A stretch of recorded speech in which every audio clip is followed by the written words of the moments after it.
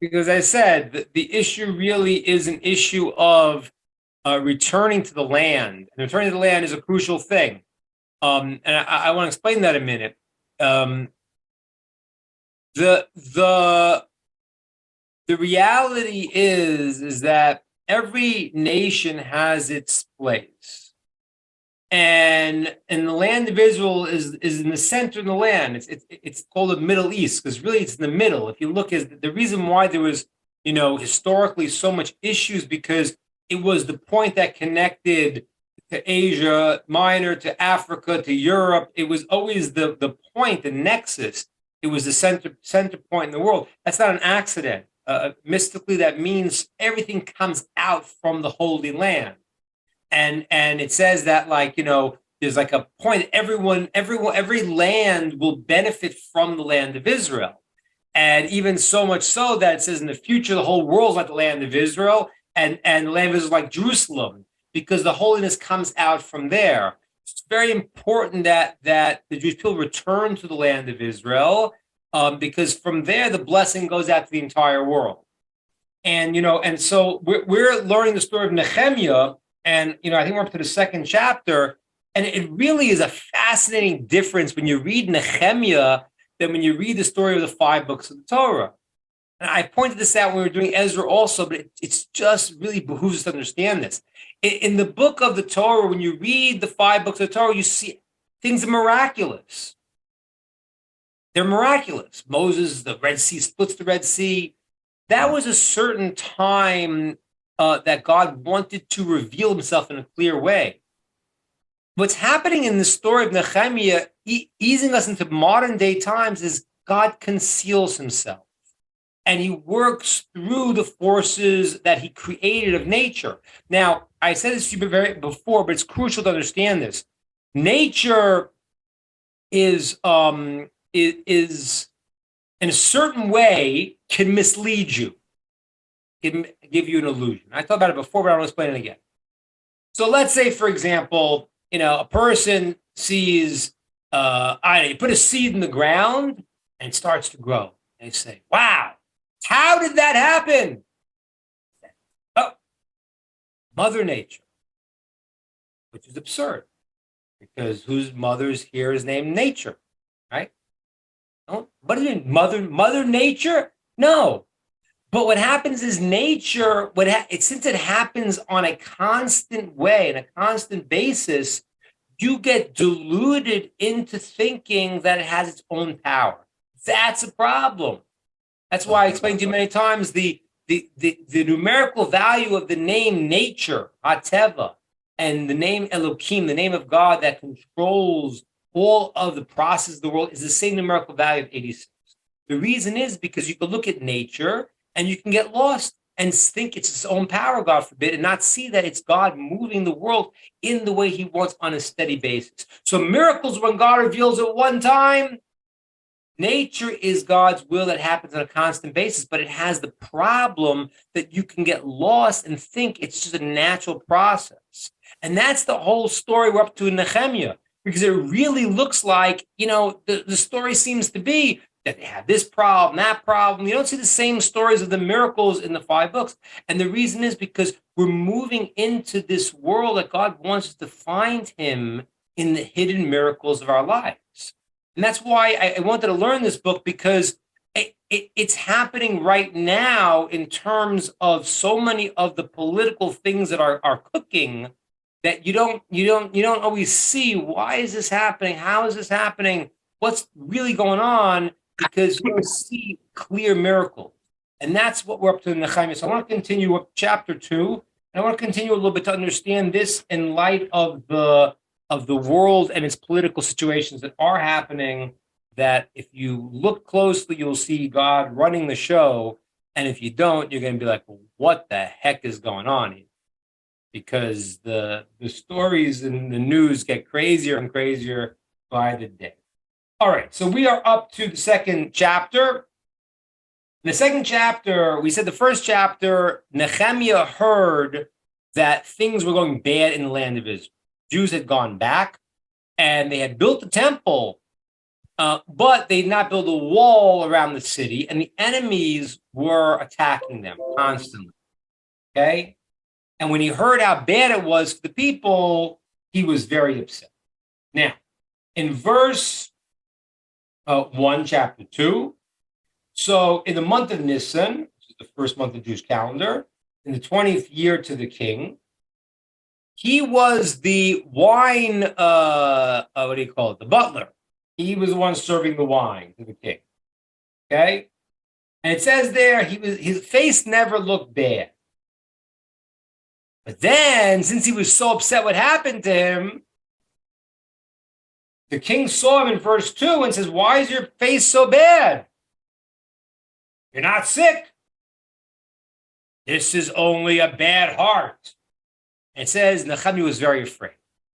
What is going on here? Like, what? What is this king like? Everyone's got to walk around like, singing a happy tune. What's the story with this king? What's this about? Well, there are a few different parts to it.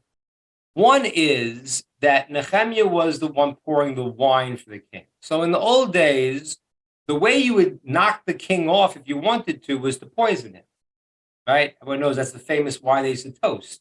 The reason why they used to bang the cups against each other was that it was poison. It would shoot into the other glass, and that would be like a way the guy wouldn't want to, do a toast with you if he was trying to poison you. So what happened was, so Nehemiah is the butler. So for him to now have a bad face, that is suspicious. Things like, hey, wait a minute, what are you plotting? Why? That's one level why Nehemiah is nervous, because the king sees his face and says, hey, why you look so angry? You look so mad. Are you trying to do some kind of subterfuge over here? What's happening? All right, that's one. The second thing I want to tell you, which is I think is really interesting, because we talked about this king and many of these kings who are not the righteous kings of Israel. This is the king of Persia. I don't know if they were such great guys. This king, for example, Darius, the sages tell us in the beginning he was a very righteous guy. But then it says he wasn't.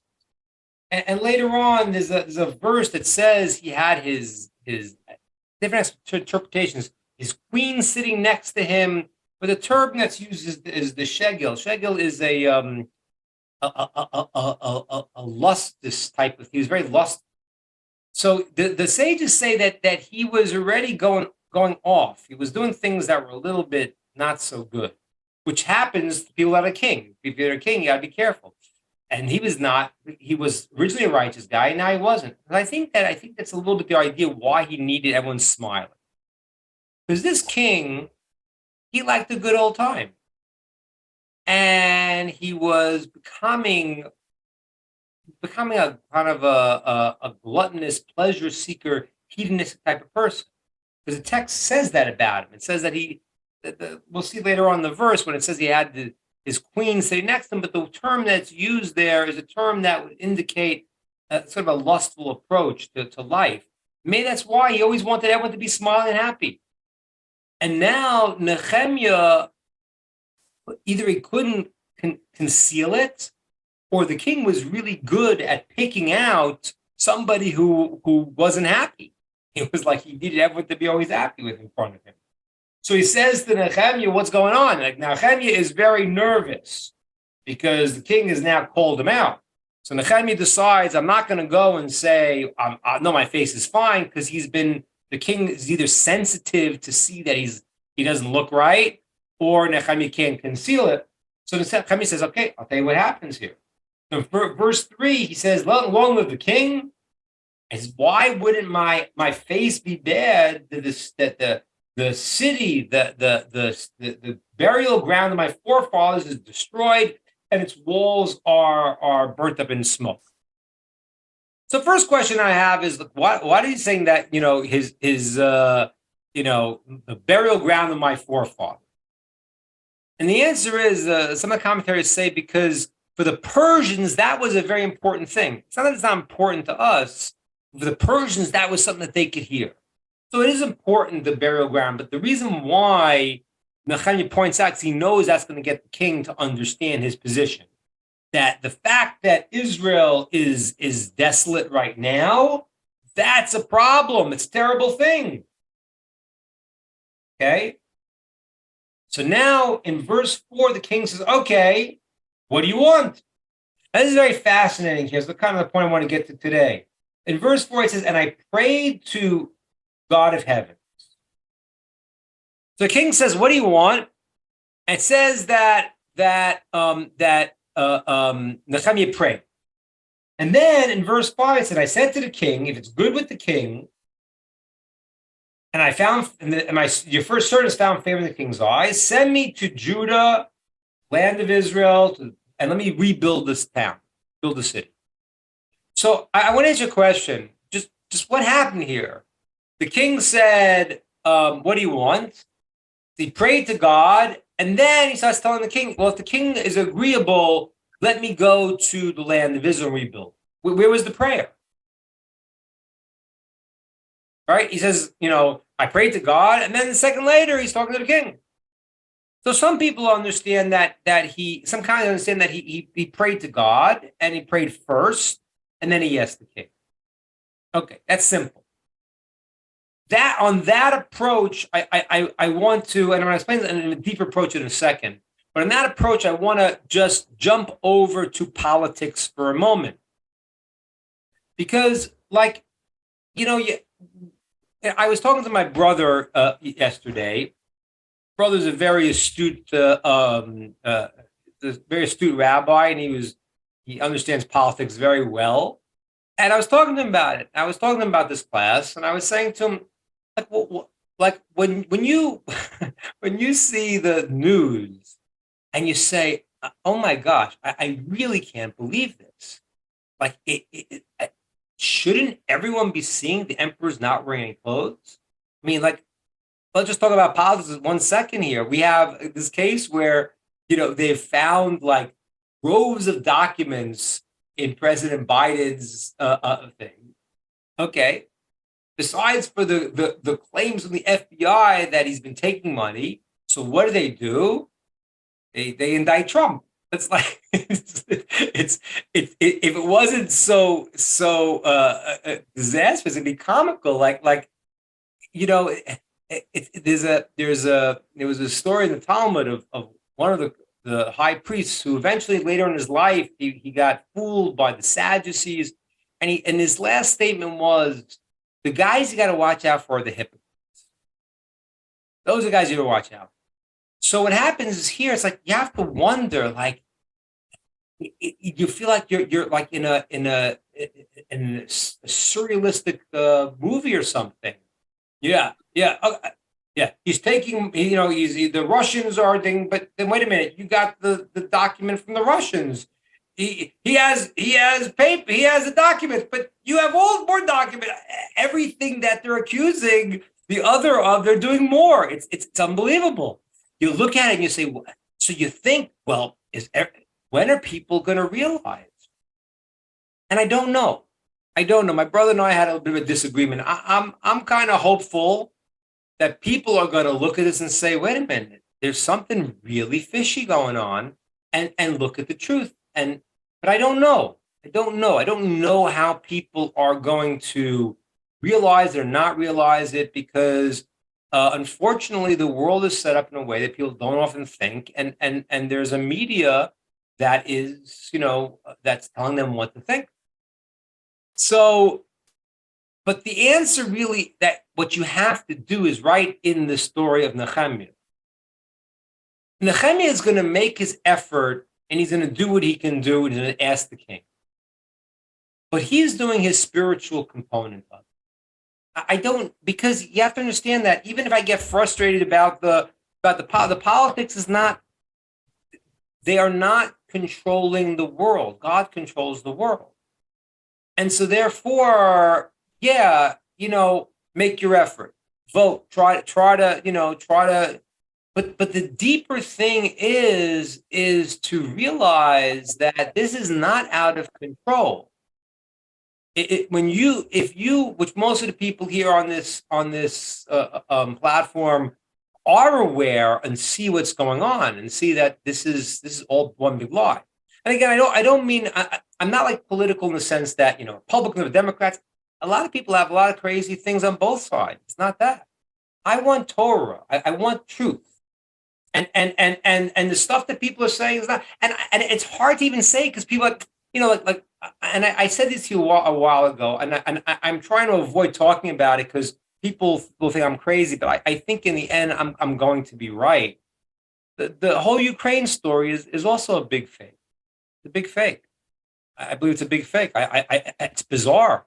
We're gonna give them money to kill. We're gonna fight to the last Ukrainian. It's barbaric.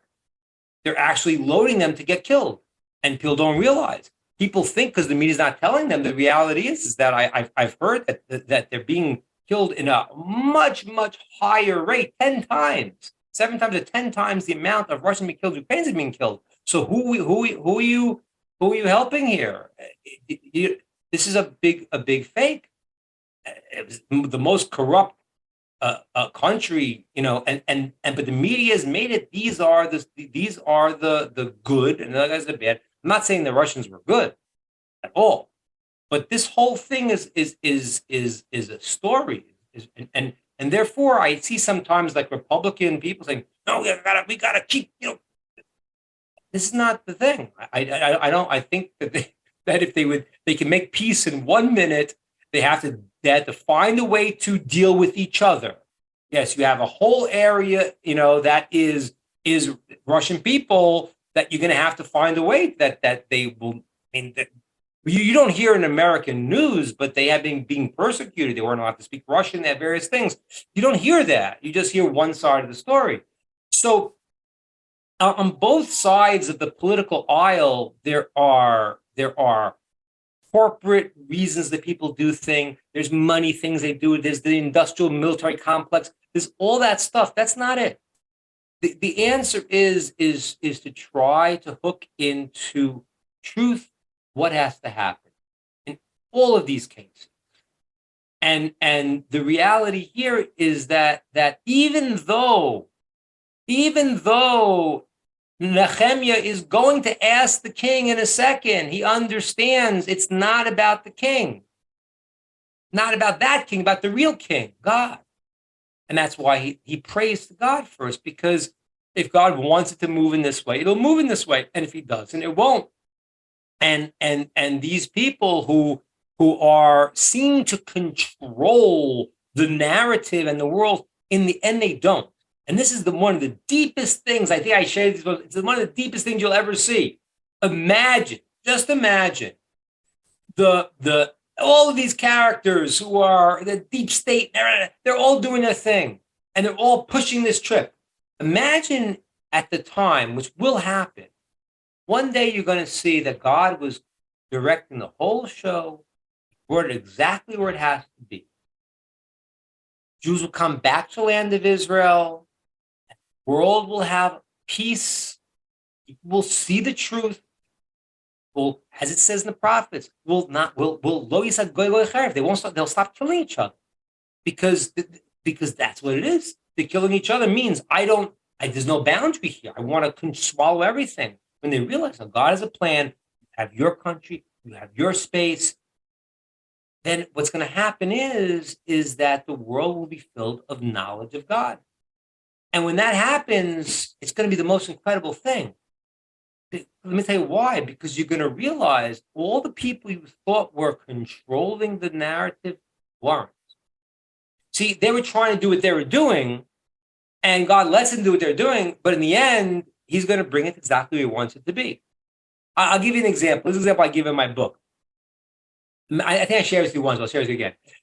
Imagine I go and I say to imagine there's a governor of a country, and he goes and he gives 3 parcels of land to different people.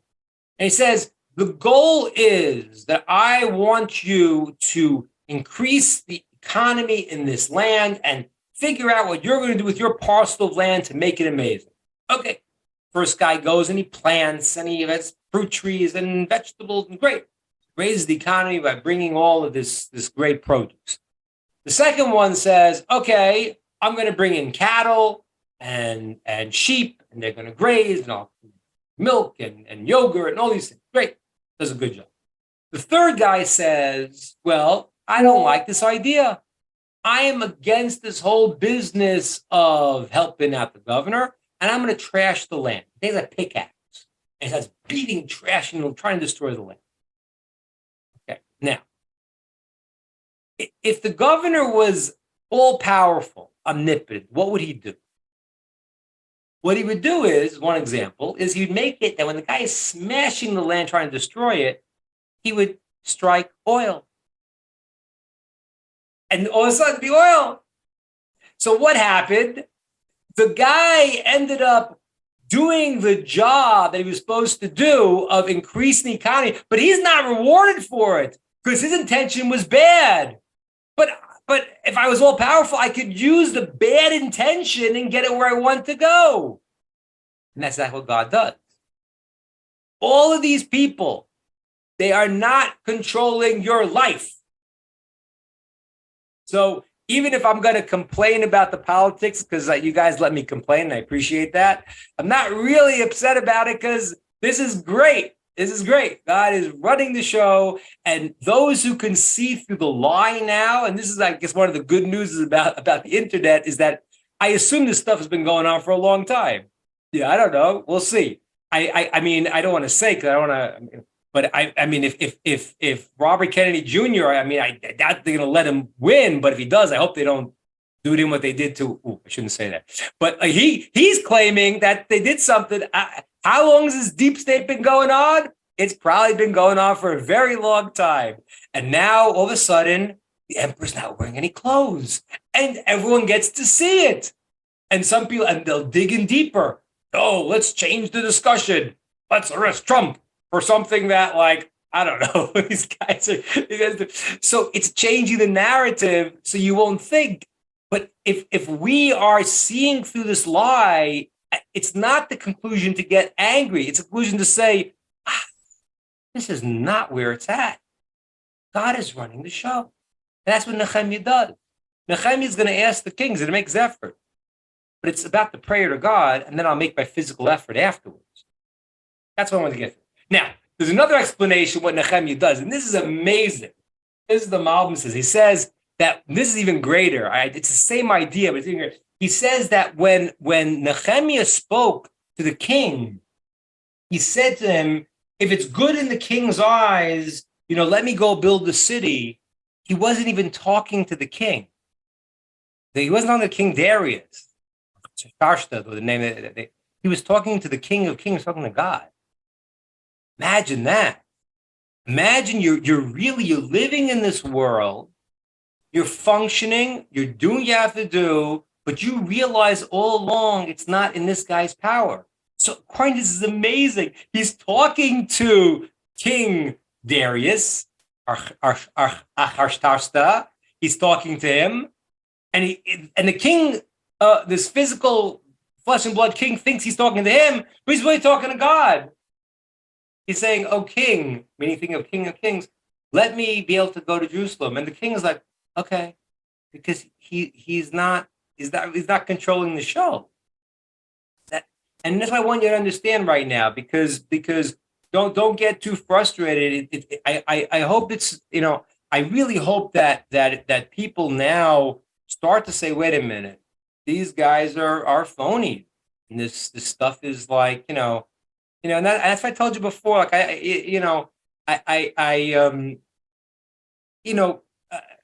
former President Trump has some traits that may not the greatest. Humility is not maybe his strong point.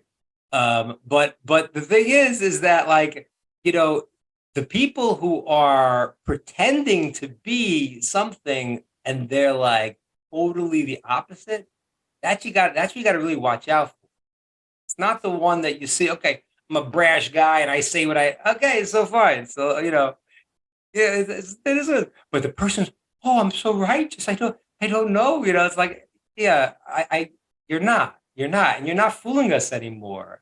And so that's crucial to understand and not to get stuck in it, to be able to see, to do what Nehemiah does here, which is to make your effort but to realize that God's running the show, and your effort starts with acting right, doing the right thing, being the right person, being a good person, understanding that God has put you in this world to do something. If you can affect other people, fabulous. If they can't hear, they can't hear.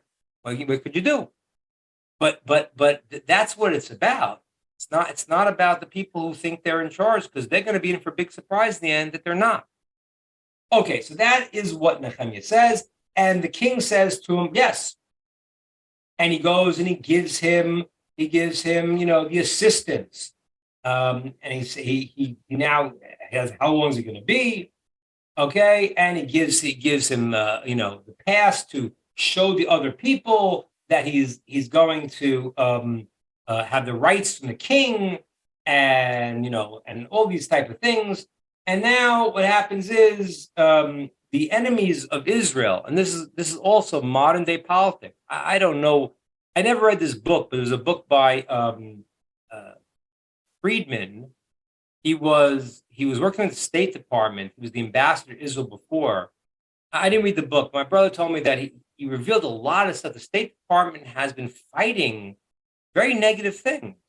I mean, ladies and gentlemen, I want to tell you, it's like, it's a funny business, because now there's no borders in America, and everyone comes in what it was. But when my parents were in the Holocaust and wanted to come into the country, they wouldn't let them. So I told you, my mother comes out of Auschwitz, and they're no, you can't come to America. And why? It's all these stories. Well, we get something not right here, where people, remember, and this is the same idea as the Nazis. And this is very important, because this is literally happening today.